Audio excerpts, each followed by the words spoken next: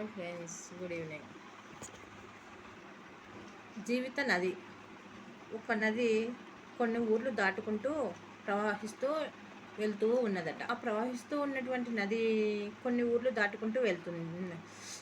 ఆ ఊర్లలో ఉన్న వాళ్ళు ఆ నదిని నమస్కరించుకొని కొంతమంది దీపాలు వదలడం, కొంతమంది కుంకుమ, పసుపు, బత్తీలు ఏవో టెంకాయ కొట్టడం, ఆ పూజలు అవి చేస్తూ వెళ్తున్నారు. ఇంకా ఆ ఊరి వాళ్ళు ఒక ఊరి వాళ్ళు అలా దాటి ఊరిని ఆ నదిని సాగనంపుతూ ఉన్నారట.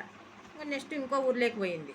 ఆ ఊరి వాళ్ళు ఇంకో ఊరి వాళ్ళు కూడా అలాగే పువ్వులు, బత్తీలు చేసి ఆ ఊరి వాళ్ళు సాగనంపారు. అలా వెళ్తూ ఉంటే ఇంకా కొన్ని ఊర్లు దాటుకుంటూ వెళ్ళింది. కొంచెం మంది అలా చేస్తూనే ఉన్నారు. ఇంకొక ఊరి దగ్గరికి వెళ్ళింది. వెళ్ళేసరికి ఆ ఊరి వాళ్ళు ఆ నది వస్తున్న విషయమే పట్టించుకోలేదు.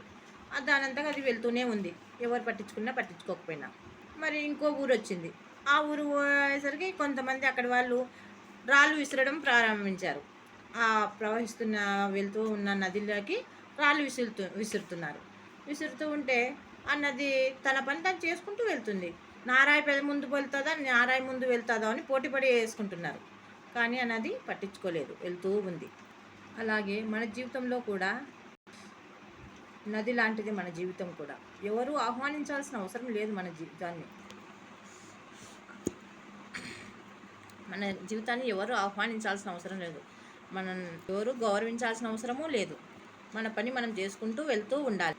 ఎవరు మనల్ని ఎదగాలని కోరుకున్నా, ఎదగకూడదని అసూయపడినా అన్నింటినీ కలుపుకొని ముందుకు సాగుతూ ఉండాలి మన జీవితం కూడా.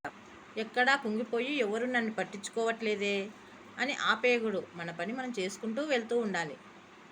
Bye friends, like and subscribe friends.